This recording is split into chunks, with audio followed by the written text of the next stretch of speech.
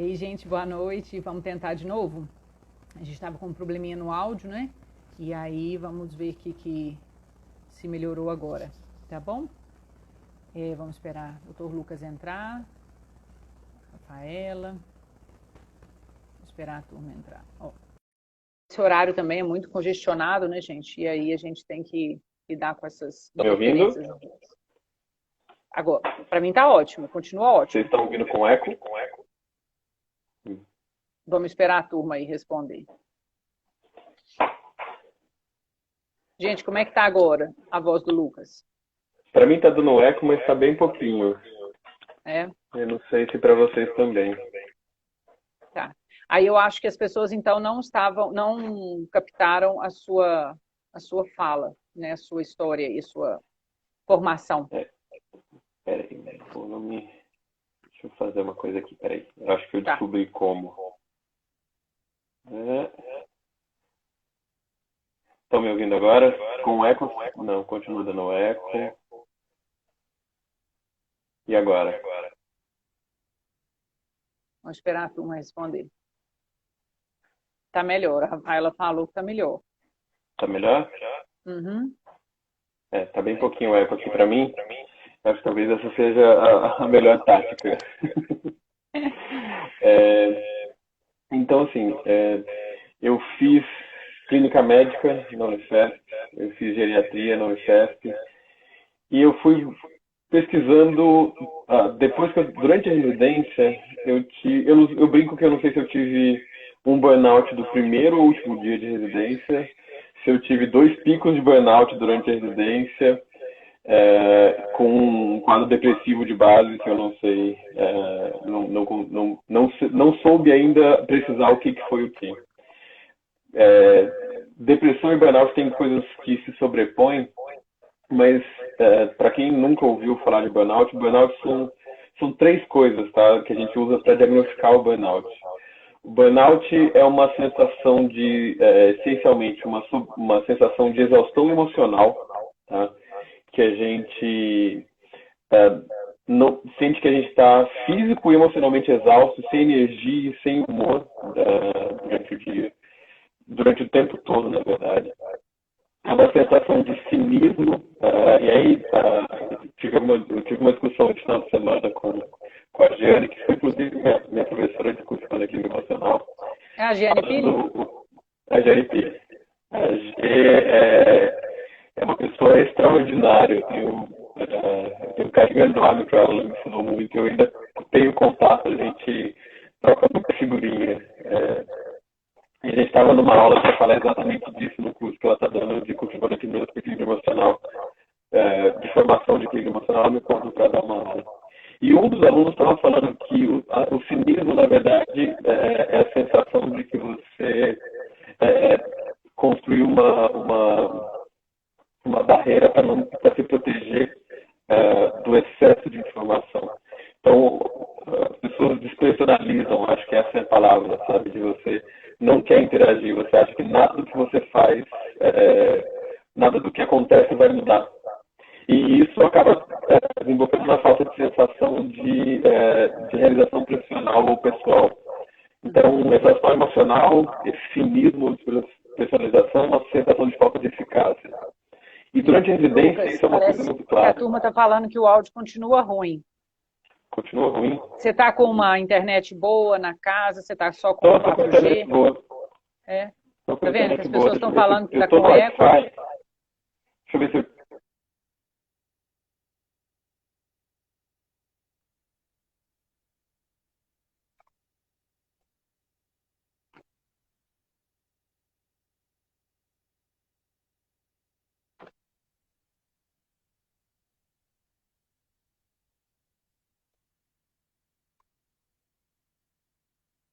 Melhorou agora? Ótimo. Estão me ouvindo? Uhum. Ótimo. Vamos Então, ver se a turma responde aí. Eu acho que agora tá bom. pessoal aí do fundo. Ah, Adri, que legal ver tanta gente conhecida, que bom. Pois é. Então, acho que esse tripé, né, de exaustão emocional, do cinismo e da sensação de falta de eficácia profissional, da sensação de que nada do que você faz consegue ajudar as pessoas, nada do que você faz resolve. E para profissional de saúde é muito importante isso. Uma enfermeira me falou uma vez, a diferença entre médico e enfermagem nesse contexto é que médico entra na faculdade com aquele bordão de eu vou salvar vidas, né? As pessoas enchem a boca. Uhum.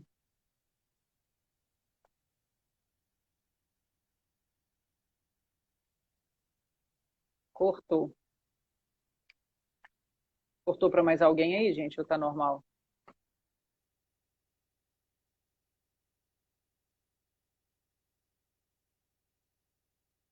Nando, Tânia, eu travei o seu vídeo Tá, aqui para mim. agora você voltou. Agora você voltou. Aí voltei. Então foi o meu que travou. Então tá bom. Mas as enfermeiras, a proposta delas é o cuidado. Então, para quem está olhando como salvar vidas, sempre vai chegar um momento em que as, o cuidado que você consegue oferecer você não vai conseguir salvar mais a vida. Tem um limite técnico, sabe? Sim. Do que você consegue fazer, do que você consegue oferecer para os pacientes. E em termos de cuidado, de curar a doença. Então, quando a sua proposta é única e exclusivamente cura, e é assim que eu aprendi durante a faculdade, que a gente tinha que curar a todo custo, chega um momento em que o limite disso chega sempre para todo mundo, independente de quem a gente está tratando, independente de quão bom tecnicamente a gente é na nossa profissão, a gente vai perder paciente. Existe um limite técnico para a gente fazer. E o contato o tempo todo com o sofrimento, o contato o tempo todo vendo pessoas morrerem, isso durante a residência de clínica médica num hospital público de São Paulo, com todo o contexto que isso envolve, isso acaba tendo impactos muito grandes, sabe? Isso acaba tendo em como você olha o mundo. Você está o tempo todo sobrecarregado, com excesso de função. Você tem, num plantão, 40 pacientes graves para olhar, uma sala de emergência abarrotada, você tentando dar seu melhor e ainda assim os pacientes morrem na sua mão. Sim. No meu E é primeiro plantão, um ambiente viciado, assim, no sofrimento, né? E em muitas é, vezes esse sentimento de impotência, principalmente do médico, né? Porque ele se coloca exato, na posição de curador, né? De salvador de vidas, né? Então realmente o impacto é exato. muito maior, né? E aí, se você acha que o seu propósito ali é só salvar pessoas, você não vai conseguir salvar todo mundo. E as pessoas que você não salvou, mesmo que você ofereça seu melhor, se você estiver no melhor que você pode oferecer, você ainda vai perder paciente. Sim. E para quem tem quem desenvolve empatia pelos pacientes, quem desenvolve uma proximidade, fica muito difícil. Esse contato o tempo todo, sofrer O que que junto com as você pessoas o acha? tempo todo, Travou de é novo. muito Hoje vai complicado. ser. Travou de Oi? novo. Travou de novo. Travou de Mas novo? travou, mas agora já Já caminhou de voltou. novo. Fica aquelas rodinhas assim. Mas Tá. enfim, Lucas, aí me conta um pouquinho assim, você procurou o cultivar no equilíbrio emocional por causa do seu sofrimento, ou você já tinha visto nisso uma possibilidade até de trabalho mesmo, de Eu nunca fui atrás disso pra, como uma proposta de trabalho, sabe, Tânia?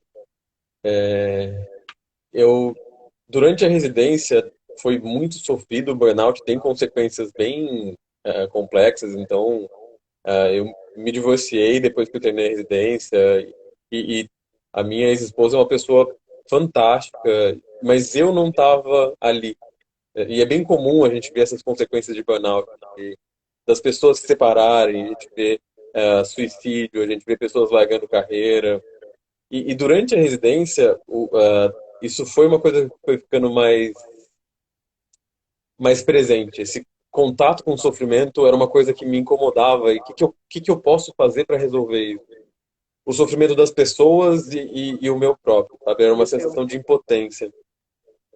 Eu acho que nesse caminho, acho que durante o R3 eu comecei a me aproximar do budismo. Uma amiga fantástica, daquelas pessoas que entram na vida da gente, tipo, muda o jeito que você vê o mundo, me apresentou ao SEB, que é o Centro de Estudos Budistas Bodhisattva, que tem aqui em São Paulo, tem um aí em BH, quem coordena é o Lama Padma Santen. Ela me apresentou alguns textos do Gustavo Gitt, da Márcia Baja, e eu comecei a estudar, e eu comecei a ver nisso um alívio, não foi uma resposta. Tá? E aí, depois que eu terminei a residência, depois que eu me divorciei, depois que eu terminei a residência, eu tive um pouco mais de contato com a Jeane Pili, e eu fiz o curso de cultivando equilíbrio emocional com ela. Uhum.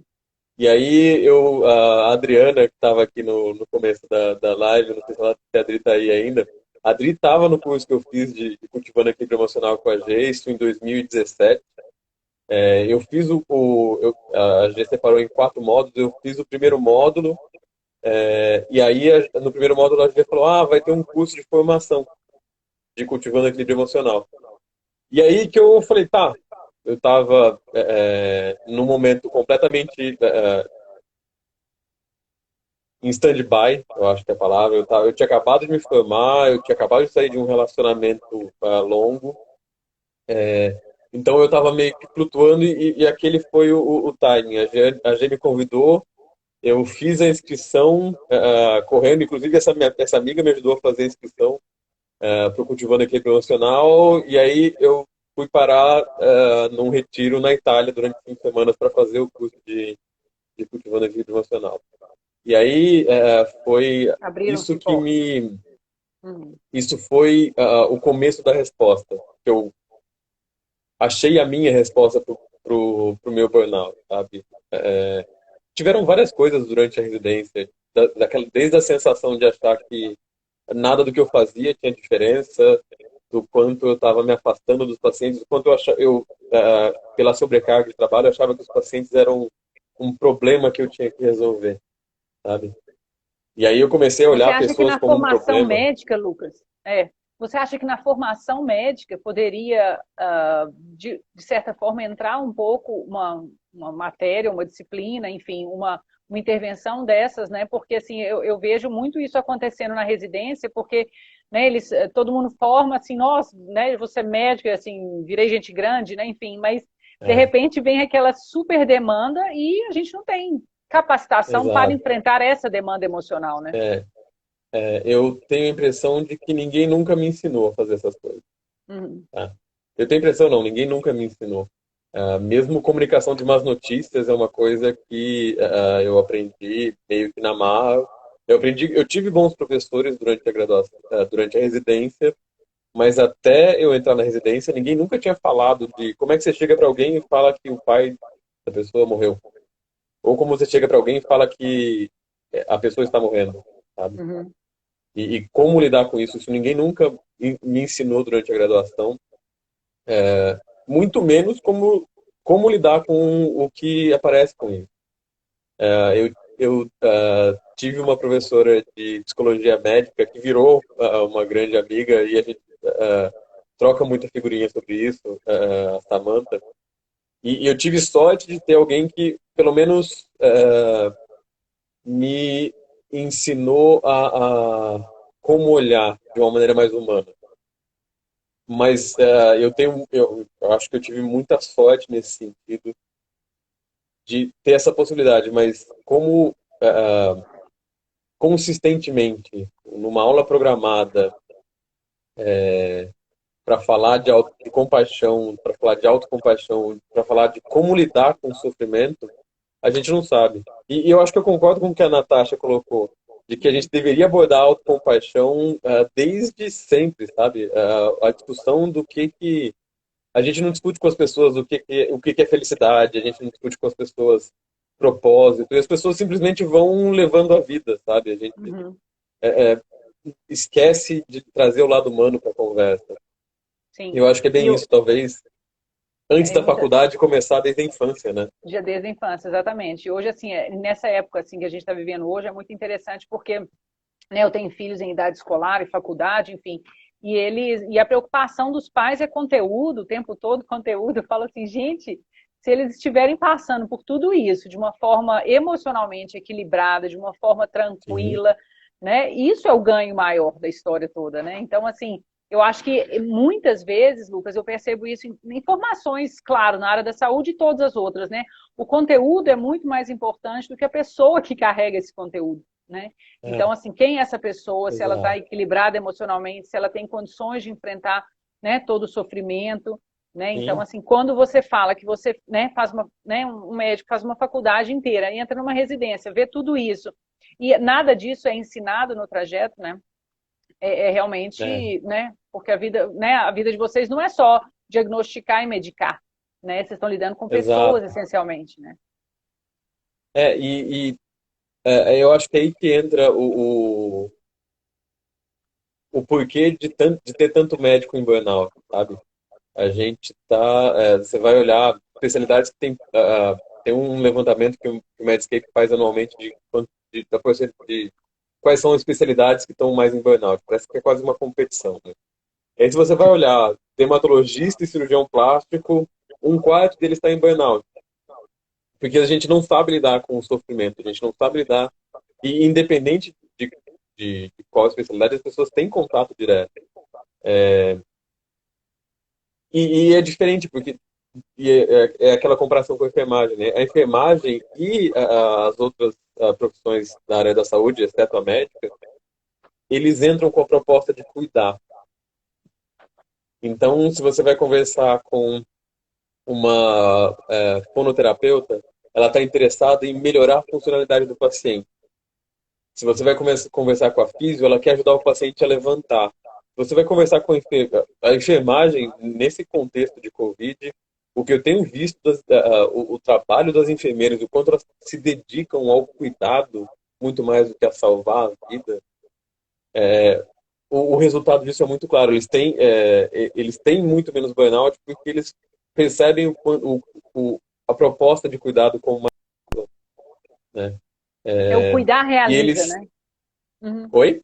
O cuidar realiza os profissionais da Exato, enfermagem, né? Uhum. exatamente. Tem um vídeo bem interessante da Kelly McGonigal, um TED dela, ela falando do quanto o estresse pode ser seu amigo. E Uhum. durante o TED ela vai desenvolvendo o tema e ela fala, olha, o cuidar diminui o próprio sofrimento. E é nesse contexto que a compaixão acaba entrando. Quando a gente está só sofrendo junto com as pessoas, isso pode desenvolver uma coisa que é conhecido como fadiga de empatia. Tá? Isso, na literatura médica, eles escrevem como fadiga de compaixão, mas tem uma diferença bem grande entre empatia e compaixão. Mas essa fadiga de empatia, fadiga empática, é o cansaço de você ter, que a gente desenvolve quando a gente está em contato com o sofrimento o tempo todo. Tá? A doutora Ana Cláudia Arantes, por exemplo, ela foi diagnosticada com empatia excessiva, entre muitas aspas. É, Falaram para ela, ela fala isso muito claramente, as pessoas diziam que eu me importava demais com os pacientes. Que tipo de absurdo é isso? Ela se importa demais com os pacientes, isso é bom para os isso é pacientes. bom, né? Que bom, né?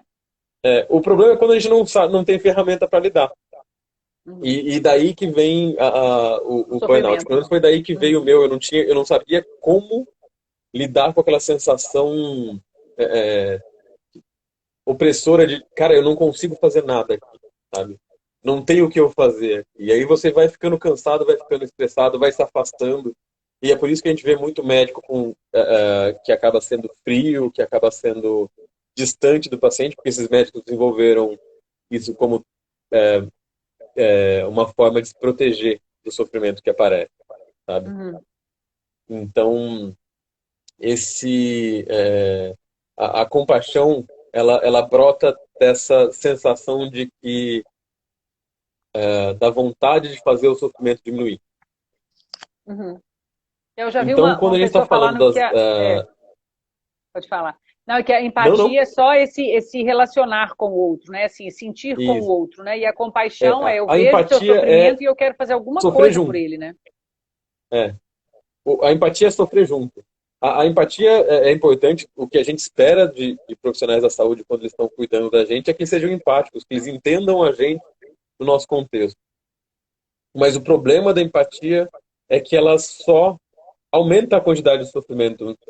E chega um ponto que, se você está empatizando com pessoas que estão morrendo, e se você está sofrendo junto com as pessoas, quem trabalha com cuidado paliativo, isso é muito claro. Se você está sofrendo junto com as pessoas que estão morrendo na sua frente, e se você não encontra nenhuma alternativa, você vai chegar num beco sem saída. Uhum. Essa é a armadilha da empatia. E isso é uma das grandes causas de burnout. Pelo menos para mim foi. Na minha experiência foi muito doído ver isso. A compaixão, diferente da empatia, a definição de compaixão é desejar que o sofrimento, de acordo com tradições contemplativas, o budismo específico. Uhum. Compaixão é olhar o sofrimento e desejar que ele acabe. E aí, você não necessariamente precisa acabar com o sofrimento. Tá?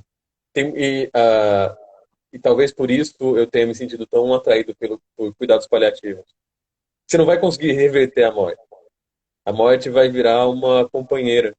Você Uhum. vai presenciar isso, mas você vai desenvolver ferramenta para aliviar o sofrimento.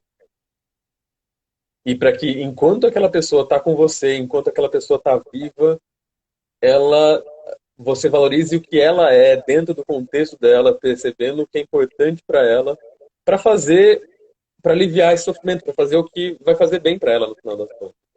Então, Uhum. a compaixão é esse desejo de que o sofrimento acabe. E é aí que está a grande virada. Você não precisa necessariamente fazer o sofrimento desaparecer. No final das Desaparecer, né? contas, Uhum. ele vai continuar, né? O sofrimento Sim. existe. O sofrimento está É. aí. É E, inerente ao viver, né? é, tem formas de diminuir esse sofrimento, tem formas de aliviar esse sofrimento. E os cuidados paliativos são uma ferramenta maravilhosa de fazer isso. Sim. Eu tive chance de ter professores e colegas geniais para me ensinar isso, que me tiveram do meu lado. Eu tive alunos enquanto eu trabalhava como preceptor da clínica de paliativo, que me ensinaram muito. Eu tive pacientes que foram verdadeiros professores, mais do que toda a teoria, sabe? Uhum. E as pessoas mostrando pra gente o tempo todo o quanto o cuidado que você pode oferecer não tem limite. A técnica sempre vai ter. Uhum. Então, eu acho pouco provável que a gente desenvolva, pelo menos nessa geração ou nas próximas, a cura para tudo. Sabe? As Uhum. pessoas vão continuar morrendo.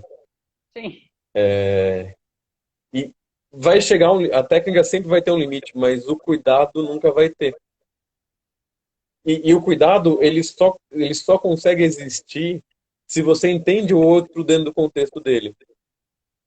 Se você Sim. consegue ter uma relação empática, se você consegue ouvir, principalmente, Uhum. e se você consegue oferecer para o outro o que ele precisa, não o que a gente acha que ele precisa. Você Sim. consegue acolher o outro dentro dele, né? Sim. E como você está falando, a técnica, ela está, vamos dizer, nas mãos de algumas pessoas, né? O cuidado, ele pode estar na mão de todos, né? A Exato, gente, a gente pode ensinar a exatamente. família a ter essa relação, ter essa atitude compassiva, né? Eu acho que assim, É, tem muito a ver a compaixão com a prática mesmo, né? O desenvolver, o cultivar, né? A gente fazer exato, exercícios de compaixão para poder, exatamente, né? Mais claramente, vamos dizer, praticá-la no dia a dia mesmo, né? E quando a gente tem um familiar exato, doente ou alguém doente na família ou amigo, enfim, a gente exato, pode tentar fazer esse exercício, né? De alívio do exato. sofrimento. O que que eu posso fazer por você, né? Exatamente. E o cuidado não tem limite. O cuidado pode ser num paciente que está com muita náusea por conta de uma neoplasia gástrica metastática super avançada, ele não consegue comer nada, você trazer um picolé de limão para ele. Sabe, são coisas simples. Eu tive um Uhum. paciente que ele estava internado fazia 3 meses. E aí, um paciente com dor total, que é uma dor física, uma dor emocional, uma dor espiritual, porque ele não conseguia lidar com aquilo, a família dele não ajudava, a religião dele culpava ele pelo que estava acontecendo. E aí você começa a entender, e ninguém conseguia tratar a dor desse paciente. Doses gigantescas de metadona, usando, assim, nunca vi nenhum paciente com uma dose tão alta de opioide, com todas as medicações adjuvantes. E aí, conversando ele, entendendo ele, eu comecei a perguntar, tá, e vamos falar de outra coisa, o que que você gosta, o que que você queria ver, o que que você sente falta? Ah, eu sinto falta de assistir um anime que eu gosto. E aí, o cuidado para esse paciente foi, tá bom, eu fui, abaixei 10, 12 episódios do anime que ele gostava para ele, coloquei no pendrive e levei. Ele estava 3 meses sem conseguir assistir o anime que ele gostava. Uau. E aí, de repente, ele conseguiu tirar o foco do que era a dor dele e ter prazer em alguma coisa, sabe? Sim, Então, o cuidado não precisa a técnica que a gente desenvolve ajuda e muito, mas cuidado é mais que isso, né? sim. Cuidado é muito mais amplo que isso e é muito mais gratificante do que só a técnica, né? Claro, claro. E como eu falei, e sai da técnica, né? Sai das mãos de profissionais de saúde, né? Inclui Isso, todo mundo, exato, né? É inclusivo, né? Inclusivo. E exatamente. me conta uma coisa, você E, me falou que você é professor, e aí então nas suas aulas, você dá aula para o quê? Para residentes, para estudantes de medicina? na verdade, assim, agora eu continuo como preceptor do ambulatório de longevos da geriatria da Uhum. Unifesp. E eu tenho algumas aulas que eu dou algumas aulas para pós do Einstein, de gerontologia, eu dou algumas aulas para pós do Einstein de cultivando equilíbrio emocional, que a Jane coordena, Sim. e no Isso que eu queria momento saber, você eu leva esse conhecimento do cultivando o levo. equilíbrio emocional? Sim. Uhum. E eu acho que a parte mais interessante, assim, agora eu atuo atualmente como gerente de práticas médicas da Beneficência Portuguesa aqui de São Paulo. E aí eu consegui convencer, não foi tão difícil convencer, seria exagero. Eu consegui organizar uma série de videoaulas de cultivando equilíbrio emocional, que estão disponíveis no Facebook da BP, no Instagram, e eu estou conseguindo, num cargo de administrativo no hospital, discutir isso com as pessoas. Então, não é só nas aulas, é no dia a dia, é como você. No meu caso, eu tenho uma equipe que fica mais próxima de mim, é como eu consegui organizar durante algum tempo aulas de meditação com ela.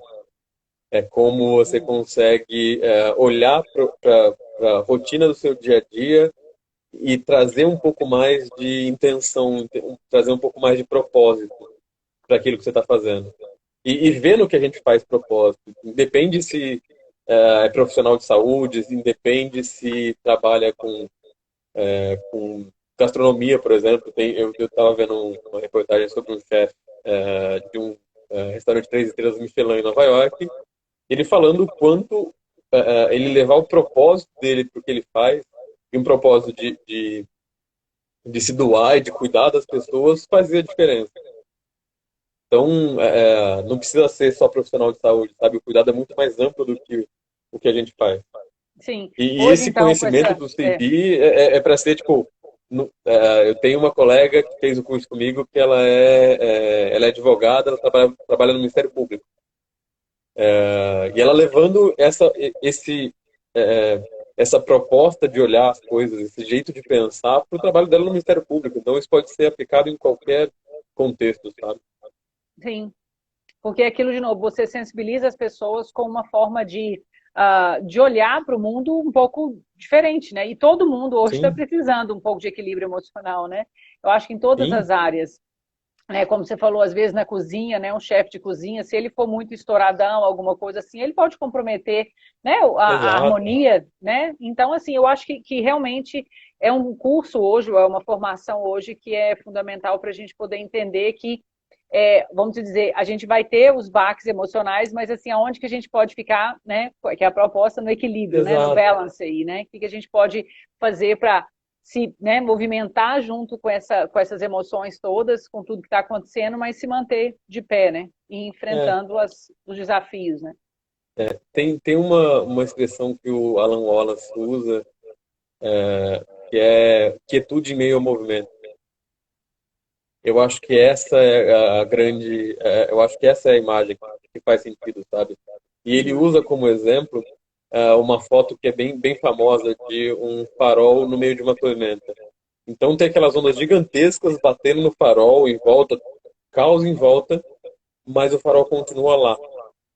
Quando você consegue cultivar presença, quando você consegue cultivar uma percepção mais ampla da realidade, quando você consegue cultivar uma motivação que tem como base o seu próprio bem-estar e o bem-estar dos outros, quando você consegue cultivar uma percepção da realidade que condiz com essas coisas e exercitar isso, permite que a gente, mesmo no caos, mesmo com todo o movimento que acontece, mesmo com todas as dificuldades que aparecem e vão continuar aparecendo, mesmo com tudo isso, a gente consegue estar presente.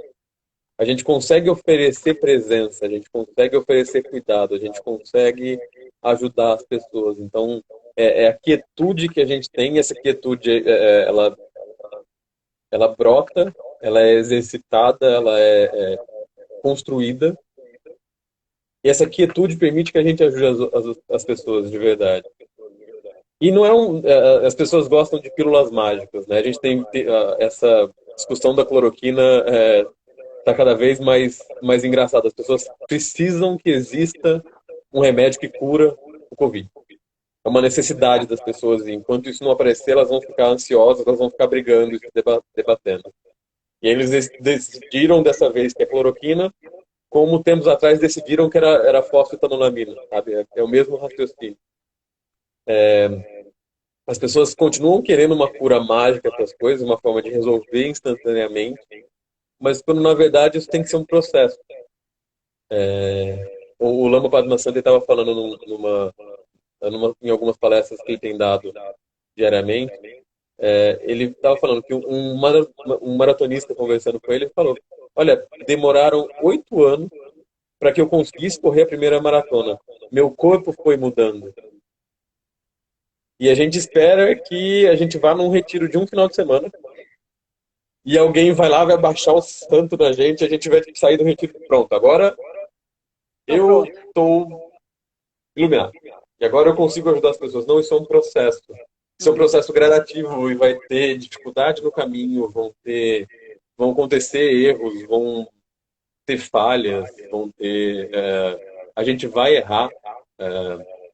E aí eu acho que é o que a Natasha comentou. A autocompaixão tem que estar presente nesse processo. Não adianta a gente só olhar para o outro como se só ele precisar de cuidado. A gente precisa de cuidado.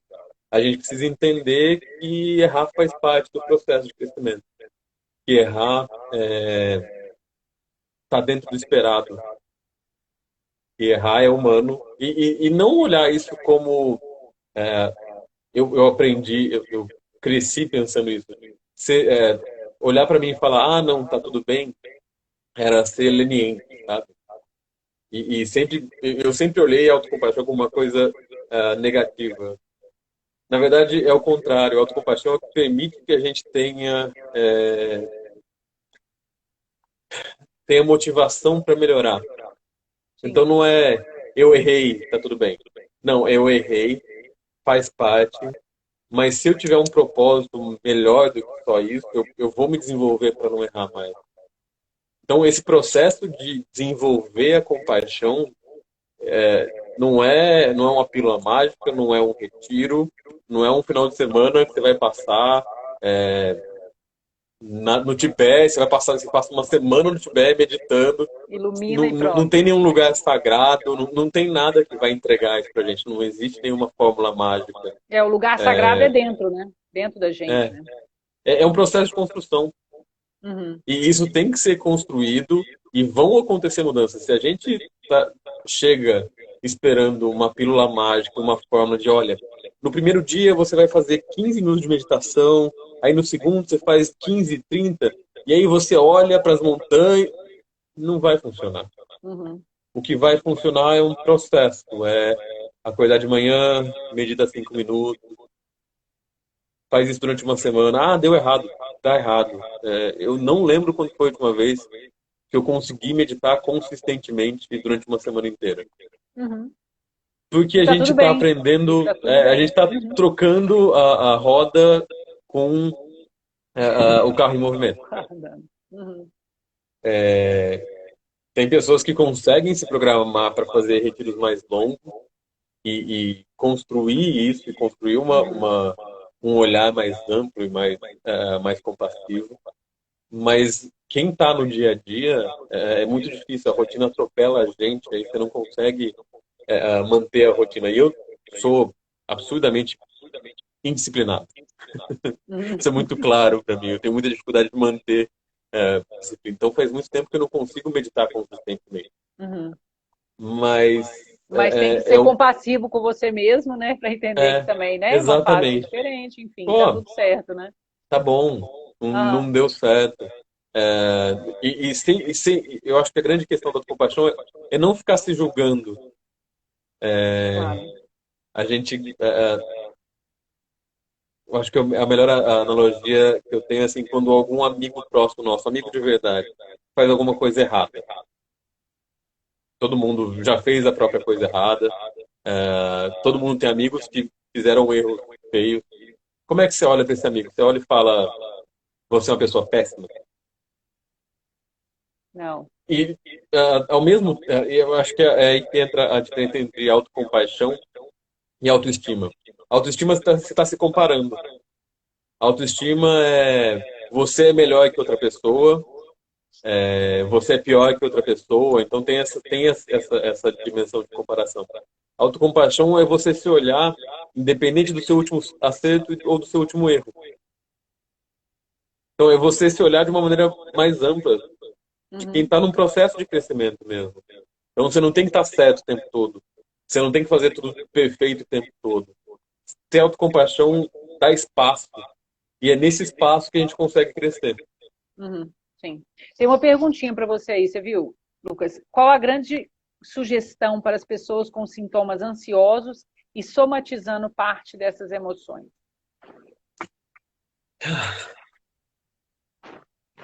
Acho que a primeira sugestão é assim: é, meditação não é panaceia, tá?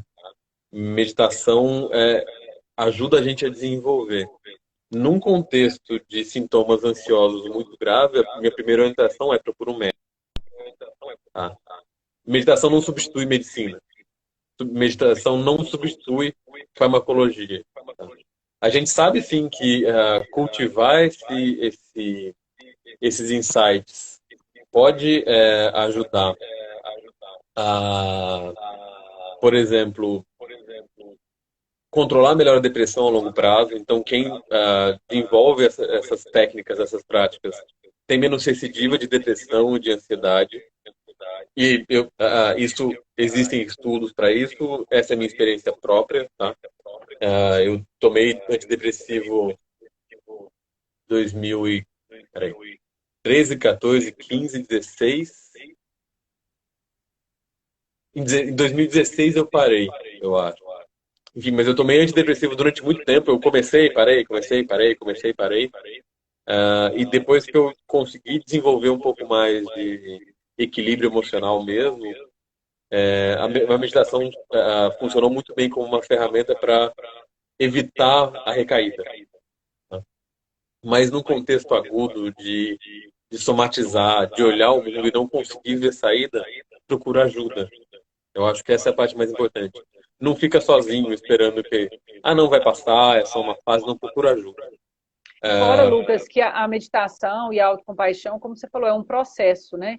Então, se a gente exato. está vivendo aquilo de uma forma muito aguda, a gente, Exatamente. naquele momento, a gente precisa de uma É, solução um pouco mais definitiva, assim, ou pelo menos assim, exato. né, um estímulo maior, né? E não aquele É, processo que vai depender, inclusive, da sua disciplina, da sua força de vontade para, né, separar aquele tempo para meditar, enfim. E aí você exatamente. não conseguindo, você vai se cobrar mais, vai ficar mais chateado e deprimido, enfim, e pode não Exato. ser bom, né? Não, e eu acho que tem mais uma coisa, né? A gente tem, a gente não encara doenças psiquiátricas como doenças. Então, se alguém quebra a perna, a primeira coisa que a pessoa que quebra a perna vai fazer é procurar um médico, vai engessar a perna, vai usar uma muleta durante um tempo. E essa muleta faz parte do processo de cura, tá? Então, quem está muito ansioso, quem está somatizando, talvez precise procurar um psiquiatra, um psicólogo para fazer terapia, usar a medicação sim, da mesma forma que a gente usa muleta, a gente não pode olhar para doenças de cunho psicológico como frescura, a gente não pode olhar como falta de. Eu já ouvi cada coisa, eu não vou nem deixar para lá, as coisas que eu já ouvi. Mas a gente não pode olhar isso como não sendo uma doença, precisa ter esse apoio para curar direito. Alguém que não usa, se tiver algum ortopedista aqui, eles não vão me deixar mentir.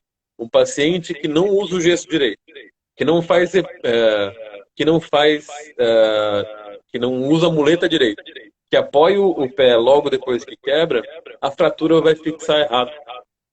É a mesma coisa. Alguém que Uhum. tem uma doença psiquiátrica precisa de apoio. E não dá pra gente deixar ter esse preconceito. Então, não, não usa antidepressivo não, porque isso vai causar dependência. Lógico que não, é um processo. E se a pessoa precisa daquele antidepressivo, é porque ela precisa de verdade, ela está sofrendo. Então, Entenda como usar um o antidepressivo o anti-inflamatório, tempo que tem né? indicação, Pós-fratura. é, Uhum. Entenda usar o como um tempo necessário e anti-inflamatório. depois, Isso. Exatamente. exato, e depois tira, diminui, desmama e permite que esse paciente volte a um estado mais equilibrado. E aí, quem já teve fratura, os ortopedistas também vão dizer a mesma coisa. Teve a lesão, depois tem que ter reabilitação. Então, usou, aí depois vai fazer fisioterapia, vai fortalecer a musculatura, vai relaxar os ligamentos. Então, tem todo um processo de cura que começa muitas vezes com a muleta, o gesso. Então começa com se afastar. Acho que foi o Robbie Williams que disse: antes de você achar que você é um idiota, tenha certeza que você não está cercado por idiotas, sabe? Então Ah, às vezes você está sofrendo muito e na verdade é o contexto que você tem que sair. Você está numa relação tóxica e aí você tem que sair dessa relação tóxica para se curar. Então tem que ter esse tipo sim, de e aí, insight, como você sabe? estava falando, inclusive, assim, pode ser o ambiente de trabalho pode ser tóxico, né? Ou Pode, pode. você pode não estar preparado o suficiente para aquele ambiente, então a gente tem que se Exato. autoconhecer o suficiente para saber se É, afastar, se recolher ali para se preparar para dar conta, né? exato. Uhum. Tem um problema grande com a meditação, é que as pessoas acham que a meditação serve para induzir resiliência. Tá? Então, quem medita, quem é mais equilibrado, é mais resiliente. Isso é verdade. Mas essa resiliência, ela tem que vir acompanhada de um grau de sabedoria, para você entender o contexto.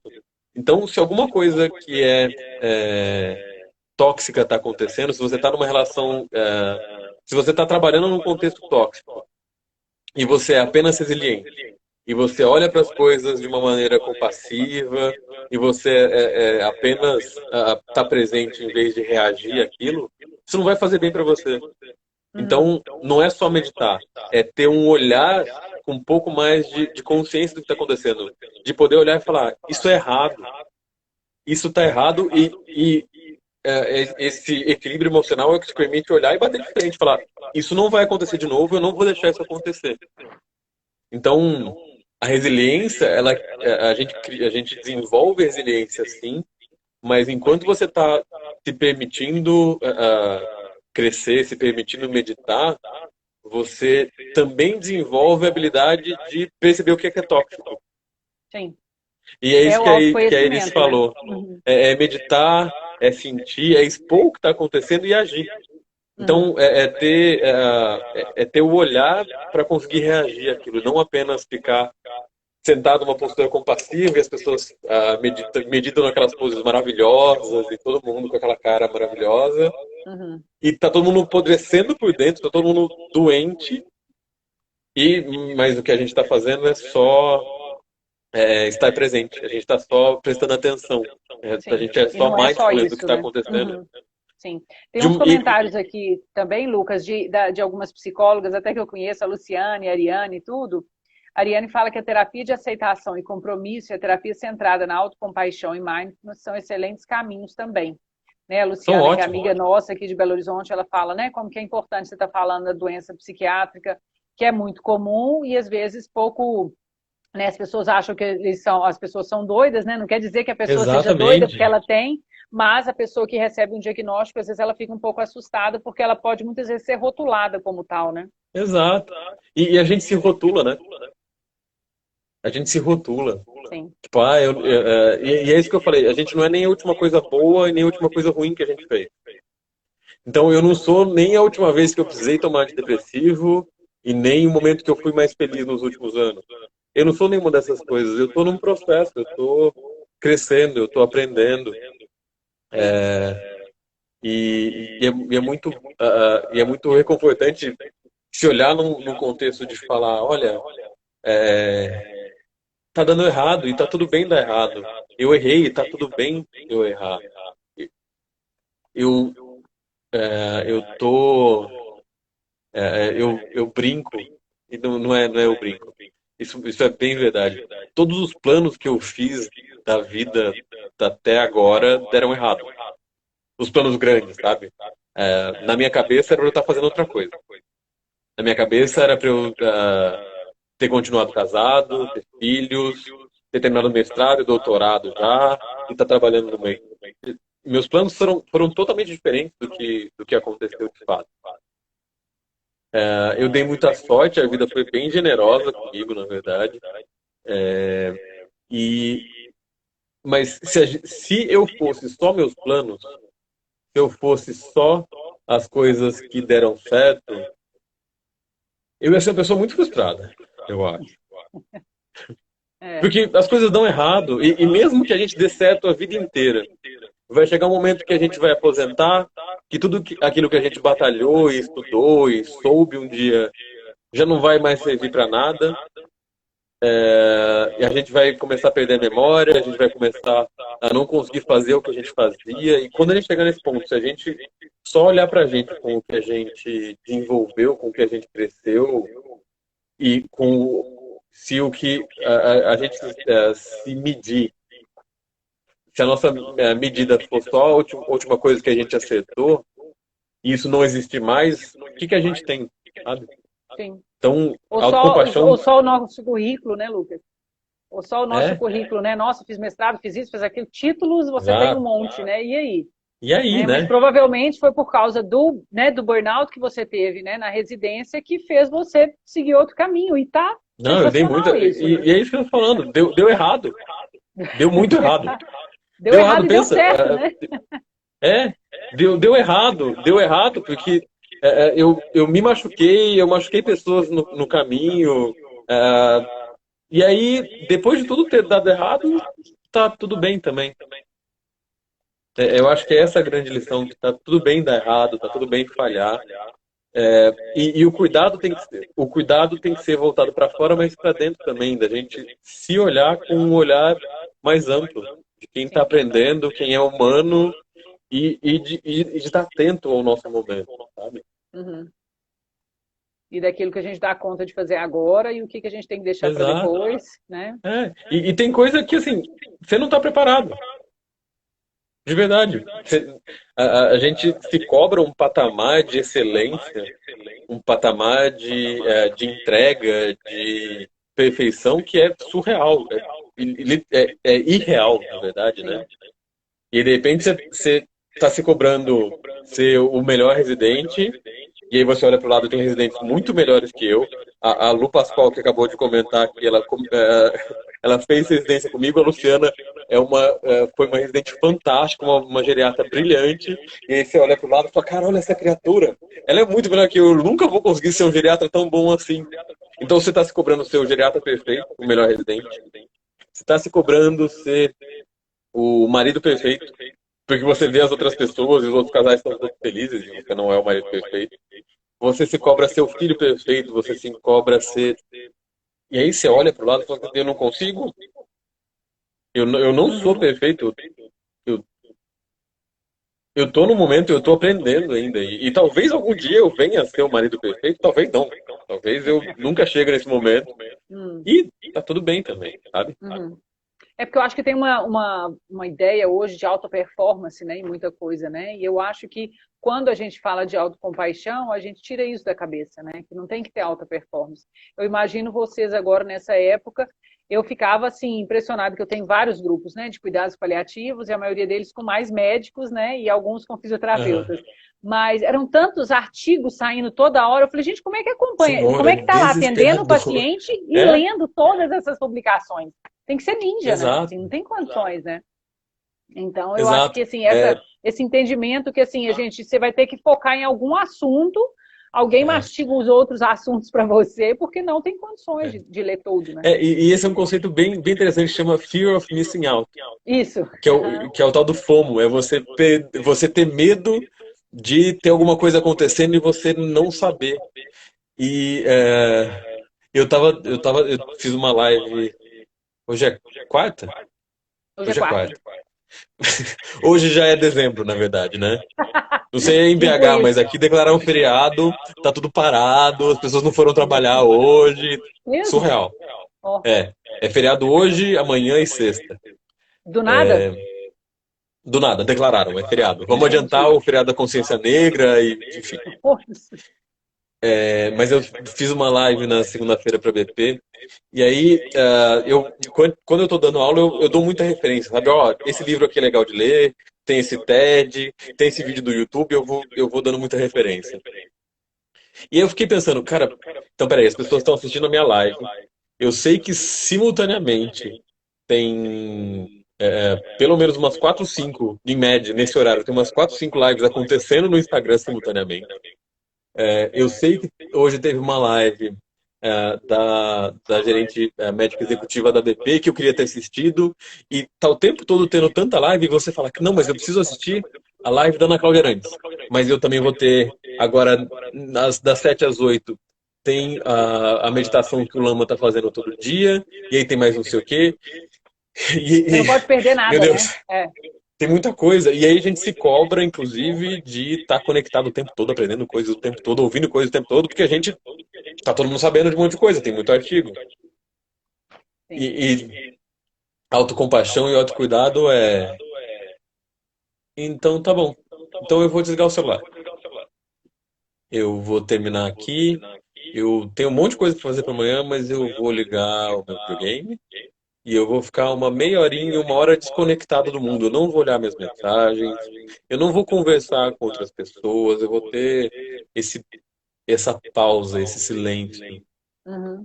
A gente tem a impressão de que as melhores respostas que a gente tem é quando a gente está hiperativo e fazendo as coisas e correndo. E é Mas o na oposto, verdade, né? as melhores respostas que a gente cria é quando a gente pausa. E essa pausa, esse espaço onde a gente cresce. Uhum. Então, a impressão que eu tenho é que as pessoas na pandemia estão fazendo uma competição de quem produz mais. Então, Uhum. agora que eu estou de home office, eu vou fazer 6 projetos diferentes. E tem pessoas aqui da minha equipe que fizeram comentários aqui, então elas sabem o quanto eu sou agitado e quantos projetos a gente está fazendo, né? Quantas coisas estão acontecendo simultaneamente. Mas é hora que a gente pausa, para e olha com calma de um lugar mais amplo e mais sereno, que as coisas brotam, que as respostas brotam de verdade. Então, essa pandemia, as pessoas estão querendo produzir mais, quando na verdade ela pode ser um momento para a gente pausar, olhar a nossa própria motivação, olhar por que que a gente faz o que a gente faz, por que que quem é profissional de saúde escolheu ser profissional de saúde, porque a gente escolheu conscientemente, ou inconscientemente, ou porque forçaram a gente, mas a gente trabalha com pessoas. A gente trabalha com pessoas que sofrem às vezes, a maioria das vezes.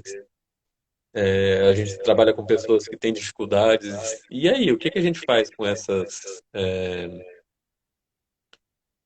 com, com esse sofrimento de estar em contato com o sofrimento, com o nosso sofrimento? Por que que a gente escolheu isso, Uhum. sabe? E eu acho esse momento de É um pausa é bom que a gente não exercício, tomou né? até agora, né? Uhum.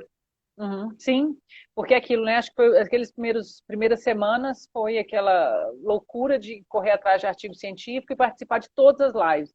Porque é Sim, aquilo, se você não todas. participou e depois você vai ver todos os stories, todo mundo lá, nossa, sensacional, sensacional, você fala, putz, perdi, né? E aí É, agora fica aquela coisa assim, tá, eu vou ser autocompassiva, eu vou ficar quietinha, eu vou curtir isso, mas nossa, mas está todo mundo produzindo, está todo mundo ainda fazendo alguma coisa. Então, de novo, né, a gente precisa encontrar esse equilíbrio, né, Lucas, do que a gente exato. do que motiva a gente? É por ego, né? É porque a É, gente está querendo competir com o outro saber ou porque a gente simplesmente essa que eu vou assistir hoje, né? Porque sim. senão a gente fica meio só tipo um Eu, ratinho na rodinha mesmo, né? exato. E aí vão ter horas que a gente vai ter que sair correndo mesmo e fazer um monte de coisa, e tá tudo bem. Uhum, O que não pode é isso ser reativo. Isso tem que ser uma escolha. Então, eu vou assistir essa live, e eu vou assistir todas as lives que tiver esse assunto, porque acho que se eu entender esse assunto melhor, eu vou conseguir ajudar melhor as pessoas. sim. Meu caso, tá? Eu tenho Uhum, assistido as lives que me ajudam a fazer melhor o que eu tento fazer para ajudar as pessoas. uhum, Então, é isso. E vai ter muita coisa que eu vou perder. E a gente está produzindo, a quantidade de conteúdo que está sendo produzido atualmente é avassaladora, é surreal quando a coisa está acontecendo. E aí, se a gente não seleciona, se a gente não tem um filtro, se a gente também não fica tranquilo de fazer escolhas e entender que a gente vai perder algumas coisas e isso tá tudo bem, a gente vai ficar desesperado, eu acho. uhum, sim. Você conhece o autor Gary Zukav? Não, Não, o Gary Zukav eu estava até lendo e ele tem um capítulo inteirinho. Eu não sei se dá para ver o nome dele pequenininho aí, ó. Viu? um pouquinho mais para cima. Gary Zuka. Zukav, Tá. com um Vzinho no fundo, no final. Ele participou, ele estudou em Harvard, depois ele participou da guerra do Vietnã, voltou, enfim, e ele fala justamente sobre essa questão da intenção por trás das nossas escolhas, Lucas. E eu acho que Sim, isso assim, é fundamental, porque a gente tem uma mania, né, de falar assim, ah, de boas intenções o inferno está cheio. Eu acho que não é por aí, não. Né, as é, intenções geram as consequências dos nossos atos. Né? Então, se a gente tem uma exato, intenção por trás de assistir uma live, de assistir um curso online, que é uma intenção boa, que vai trazer resultado para os meus pacientes, resultado na minha prática profissional, ok. Mas se eu tenho que participar, porque está todo mundo participando e eu não posso ficar de fora, e eu preciso ter o mesmo exato, certificado que os colegas, aí está errado, né? Assim, vai gerar exatamente, uma consequência de competição e com uma energia que exatamente, não é a correta, né? Ou a mais exatamente. adequada, né? É exatamente isso. Então, se a gente não consegue ter essa tranquilidade de escolher as coisas, e aí é fazer escolhas conscientes, tá? Não é só reagir. O que a gente acha que são escolhas, muitas vezes é só a repetição do que a gente foi ensinado a fazer, em resumo, sabe? Me Uhum. ensinaram que eu tinha que ler 3 artigos por dia, e aí eu tenho que ler 3 artigos por dia. E se você não está fazendo isso com uma escolha, isso é apenas sua reação, isso não vai acrescentar nada. Eu acho que é a hora que você consegue olhar para as coisas com clareza e tomar decisões de acordo com um propósito, aí as coisas começam a fazer sentido. E isso ajuda a diminuir o burnout. Eu comecei a ler um artigo que, óbvio, que eu não consegui, porque as coisas vão aparecendo, mas um artigo dizendo que no contexto da pandemia diminuiu o burnout dos médicos. Mesmo? Olha que maluquice. Você tá num contexto de muita coisa acontecendo, você está sobrecarregado, mas você está olhando o que você faz com propósito. Você sabe Uhum. que você está fazendo plantão de 24 horas e você está atendendo trocentos pacientes por dia, mas você está conseguindo trazer algum benefício para isso. Então, Não, o Lucas está poxa, falando que a imagina. gente tem 20 segundos para terminar a live. Ah, Meu não! Deus, você vai ter que dar um tchau Eu quero mais! também. Ai, que papo gostoso. Te Ah, agradeço droga! muito. Mas você Gente, quer dar um tchau obrigado pela assim? presença.